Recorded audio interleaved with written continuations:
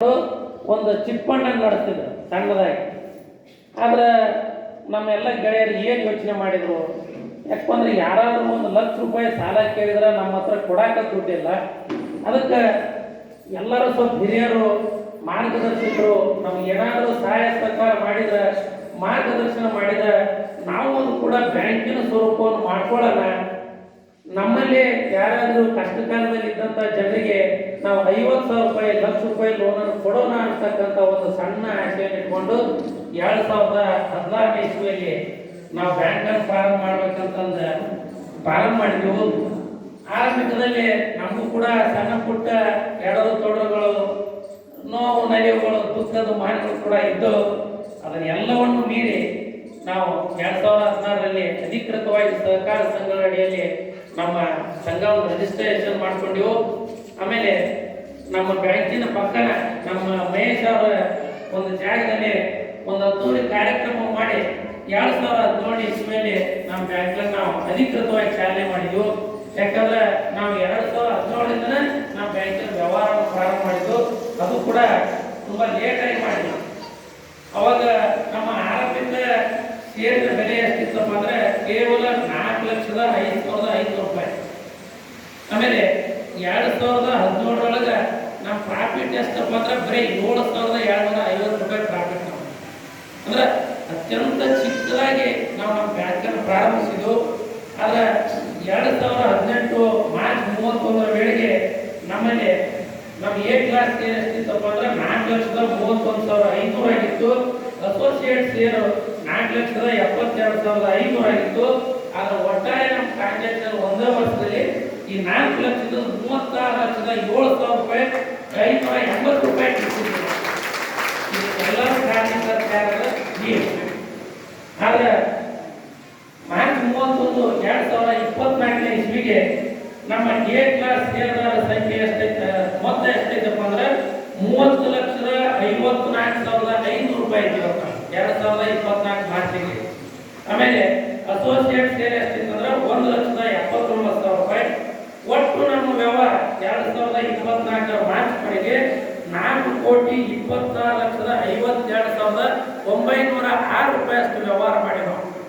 ಇದೆಲ್ಲ ಸಾಧ್ಯ ಆದ ಯಾರಿಂದ ಅಂದ್ರೆ ನೀವೇನು ಇವತ್ತು ಬಂದು ನಮ್ಮ ಗ್ರಾಹಕರು ಬಂದಿರಿ, ನಮ್ಮ ತಾಯಂದಿರು ಏನು ಬಂದಿರಿ, ವೇದಿಕೆ ಮೇಲೆ ಏನು ಕೂತಿರಿ ಗುರುಗಳು, ನಿಮ್ಮೆಲ್ಲರ ಆಶೀರ್ವಾದದಿಂದ ನಾವು ₹4,500,00,000 ಟ್ರಾನ್ಸಾಕ್ಷನ್ ಮಾಡಕ್ಕೆ ಹೆಮ್ಮೆಯಿಂದ.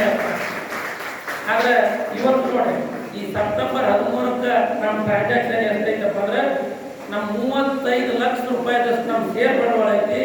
₹5,11,81,195 ನಮ್ದು ಇವತ್ತು ದುಡಿತಕ್ಕಂಥ ಬಂಡವಾಳ ಐತಿ. ಬಹಳ ಹೆಮ್ಮೆಯಿಂದ ಹೇಳ್ಕೊತೀವಿ ನಾವು.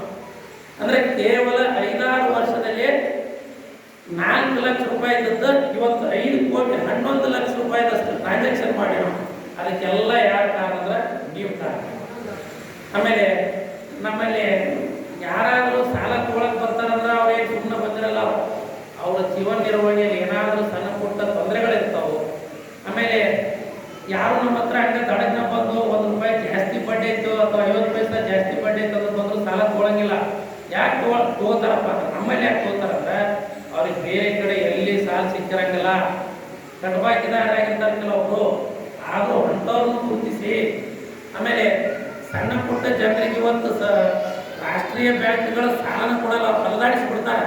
ಅಂಥವ್ರನ್ನೆಲ್ಲ ಗುರುತಿಸಿ, ನಮ್ಮ ರೈತರನ್ನು ಗುರುತಿಸಿ ಅವ್ರಿಗೆಲ್ಲರಿಗೂ ಕೂಡ ಸಾಲವನ್ನು ಕೊಟ್ಟು ನಮ್ಮ ಬ್ಯಾಂಕನ್ನು ಈ ಮಟ್ಟಿಗೆ ಬೆಳೆಸಿದಂಥ ಕೀರ್ತಿ ನಮ್ಮ ಬ್ಯಾಂಕಿನ ನಿರ್ದೇಶಕರಾಗಿರ್ಬೋದು, ಅಧ್ಯಕ್ಷರು, ಉಪಾಧ್ಯಕ್ಷರಾಗಿರ್ಬೋದು, ನಮ್ಮ ಸಲಹಾ ಸಮಿತಿಯ ಮೆಂಬರ್ಗಳಾಗಿರ್ಬೋದು, ಆಮೇಲೆ ನಮ್ಮೆಲ್ಲ ಹಿತೈಷಿಗಳು, ಬ್ಯಾಂಕಿನ ಹಿತೈಷಿಗಳ ಒಂದು ಮಾರ್ಗದರ್ಶನ ನಮ್ಮ ಬ್ಯಾಂಕ್ ಇವತ್ತು ಈ ಮಟ್ಟಿಗೆ ಬೆಳೆಯಲಿಕ್ಕೆ ಕಾರಣ ಆಗೈತೆ ಅಂತ ಹೇಳಿ ತಮ್ಮೆಲ್ಲರಿಗೆ ಮತ್ತೊಮ್ಮೆ ಈ ವಿಷಯವಾಗಿ ವಂದಿಸ್ತಾ ಹರ್ಷವನ್ನು ವ್ಯಕ್ತಪಡ್ತಾರೆ. ಆಮೇಲೆ ಇದೇನಪ್ಪ ಬ್ಯಾಂಕ್ ಮಾಡಿದ್ರೆ ಕೇವಲ ನೀವು ನಿಮ್ಮ ವ್ಯವಹಾರ ಹೇಳ್ತೀರಿ, ಲಾಭಾಂಶವನ್ನು ಹೇಳ್ತೀರಿ ಅಂತ ಅನ್ಕೋಬಾರ್ದು ಯಾರು ಕೂಡ. ಯಾಕಂದ್ರೆ ನಾವು ಬ್ಯಾಂಕನ್ನು ಮಾಡಿದ್ದು ವ್ಯವಹಾರಕ್ಕಾಗಿ. ಬ್ಯಾಂಕ್ ಅಂದ್ಮೇಲೆ ಲಾಭವೂ ಇರುತ್ತೆ. ಆ ಲಾಭವನ್ನು ಕೂಡ ನಾವೆಲ್ಲ ನಮ್ಮ ಷೇರುದಾರರಿಗೆ ಸಮನಾಗಿ ಹಂಚ್ತೀವಿ. ನಾವಿಲ್ಲಿ ಕೇವಲ ಒಬ್ಬರು ಸ್ವತ್ತಲ್ಲ, ಈ ನಮ್ಮ ಬ್ಯಾಂಕ್ನಲ್ಲಿ ಇರ್ತಕ್ಕಂಥ ಎಲ್ಲ ಹಣನೂ ಕೂಡ ನಮ್ಮೆಲ್ಲ ಗ್ರಾಹಕರ ಸ್ವತ್ತು ಅಂತ ನಾವು ಭಾಳ ಹೆಮ್ಮೆಯಿಂದ ಹೇಳ್ಕೊತೀವಿ ನಾವು. ಆಮೇಲೆ ನಿಮ್ಮೆಲ್ಲ ಸಹಾಯ ಸಹಕಾರದಿಂದ ನಾವು ಕೇವಲ ಬ್ಯಾಂಕಿನ ವ್ಯವಹಾರ ಅಲ್ಲ, ನಮ್ಮ ಸರ್ಕಾರಿ ಪ್ರೌಢಶಾಲೆಯಲ್ಲಿ ಜಿಲ್ಲಾ ಮಟ್ಟದ ಪ್ರತಿಭಾ ಕಾರಂಜಿ ಕಾರ್ಯಕ್ರಮ ನಡೀತಿ. ಆ ಕಾರ್ಯಕ್ರಮಕ್ಕೂ ಕೂಡ ಶೈಕ್ಷಣಿಕವಾಗಿ ಬೆಳಗಿ ನಮ್ಮ ಊರಿನಲ್ಲಿ ಒಂದು ಒಳ್ಳೆ ಕಾರ್ಯಕ್ರಮ ಆಗಲಿ ಅಂತ ಅದಕ್ಕೂ ಕೂಡ ನಮ್ಮ ಬ್ಯಾಂಕಿನ ವತಿಯಿಂದ ನಾವು ಸಹಾಯ ಸಹಕಾರ ಮಾಡಿದೆವು.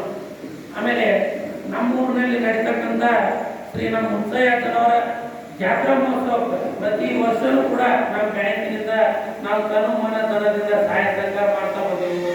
ಆಮೇಲೆ ಪ್ರತಿ ವರ್ಷ ಜನವರಿ 26 ಆಗಿರ್ಬೋದು, ಆಗಸ್ಟ್ 15 ಆಗಿರ್ಬೋದು, ವಿವಿಧ ಜಯಂತಿ ಕಾರ್ಯಕ್ರಮಗಳಿಗೂ ಕೂಡ ನಾವು ಆಚರಣೆಯನ್ನು ಮಾಡ್ತಾ ನಮ್ಮ ಎಲ್ಲ ಶಾಲಾ ಮತ್ತು ಮಕ್ಕಳಿಗೆ ಅವರಿಗೆ ಸ್ವೀಟ್ ಅನ್ನು ಕೊಡುವುದಾಗಿರ್ಬೋದು, ಇನ್ನಿತರೆ ಅವರಿಗೆ ಪ್ರೈಸ್ ಅನ್ನು ಕೊಡ್ತಕ್ಕಂಥ ಕೆಲಸವನ್ನು ಕೂಡ ನಾವು ಹೆಮ್ಮೆಯಿಂದ ಮಾಡ್ತಕ್ಕಂಥ ಹೇಳ್ಬೋದು. ಆಮೇಲೆ ಕೇವಲ ಇದಷ್ಟೇ ಅಲ್ಲ, ನಮ್ಮ ಊರಿನ ಪಕ್ಕದಲ್ಲಿ ಅಕ್ಕಪಕ್ಕದ ಗ್ರಾಮದಲ್ಲಿ ಕೂಡ ಯಾವುದಾದ್ರೂ ಯುವಕರಿಗೆ ಒಂದು ಸ್ಪೋರ್ಟ್ಸ್ ಆಗಿರ್ಬೋದು, ಶೈಕ್ಷಣಿಕ ಚಟುವಟಿಕೆಗಳನ್ನು ಕೈಗೊಂಡ್ರೆ ಅಲ್ಲಿ ಕೂಡ ಸಹಾಯ ಸಹಕಾರ ಮಾಡ್ತಕ್ಕಂಥ ಒಂದು ಮನೋಭಾವನ ನಮ್ಮ ಬ್ಯಾಂಕ್ ಹೊಂದಿದೆ. ಆಮೇಲೆ ಇದಷ್ಟೇ ಅಲ್ಲದೆ ಈ ವರ್ಷದಿಂದ ನಾವೊಂದು ಏನು ಅಂದ್ಕೊಂಡಿವಿ ಅಂದ್ರೆ, ಇಲ್ಲಿ ನಮ್ಮ ನೆರೆದಂಥ ಹಿರಿಯರು ಆಮೇಲೆ ನೀವು ಯಾರಾದರೂ ಅತ್ಯಂತ ಬಡವರದಾರ, ಅವ್ರಿಗೆ ಶೈಕ್ಷಣಿಕವಾಗಿ ಕಲಿಯೋಕ್ಕೆ ಕಷ್ಟ ಆಗತ್ತೆ, ಅವರಿಗೆ ಪಠ್ಯ ಪುಸ್ತಕಗಳನ್ನು ಖರೀದಿ ಮಾಡೋಕ್ಕೂ ಕೂಡ ಕಷ್ಟ ಆಗತ್ತೆ ಅಂತಕ್ಕಂಥವ್ರ ವಿಚಾರಗಳನ್ನು ನೀವು ಯಾರಾದರೂ ಹೇಳ್ಕೊಂಡ್ರೆ ಅವ್ರಿಗೂ ಕೂಡ ಖಂಡಿತವಾಗಿ ನಮ್ಮ ಬ್ಯಾಂಕಿನಿಂದ ಸಹಾಯ ಸಹಕಾರವನ್ನು ಮಾಡ್ತೀವಿ ಅಂತಕ್ಕಂಥ ಭರವಸೆಯನ್ನು ನಮ್ಮೆಲ್ಲರಿಗೂ